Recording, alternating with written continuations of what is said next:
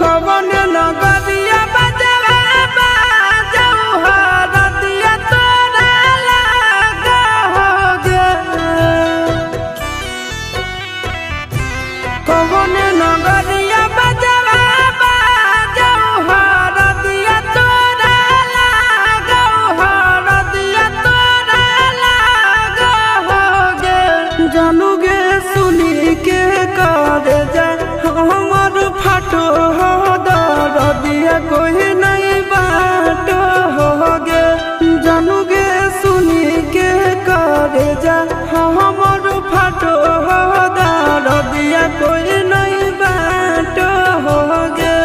पूर्व नगरिया बजवा बाजऊ हरदिया हमारा लागो हरदिया हमारा लागो हो रे।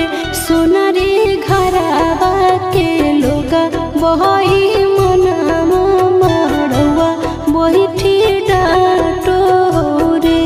सोनारी घरवा के लोग बही मनमा मड़वा बही डाटो रे।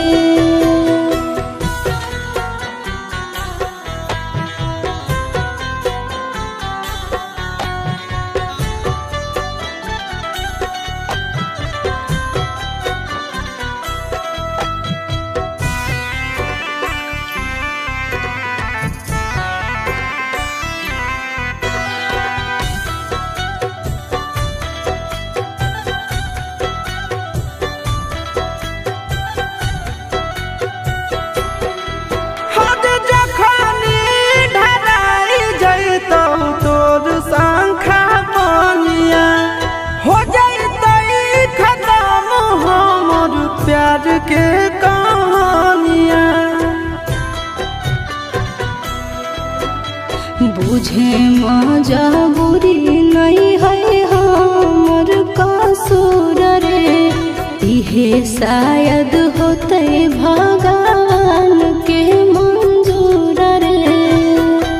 काठ के करे जावा बनाइले नी दया नहीं आवोगे। जानूगे सुनी के करे जा हमर फाटो हो दरदिया कोई नहीं बाटो होगे। जानूगे सुनी के करे जा हमर फाटो हो दरदिया कोई नहीं बाटो होगे।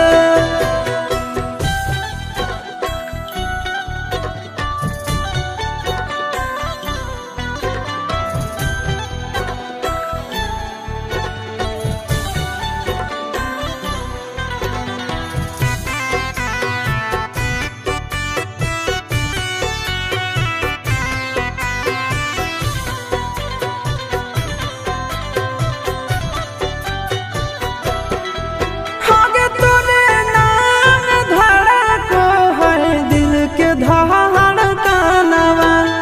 मंगिया भरते चली जइबो सामसनवा।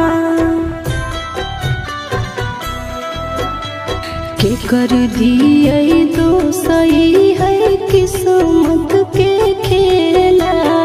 भूल जाई है आशीष नंदन अमन बेला। तोरा बिना हमारो कुछ न भा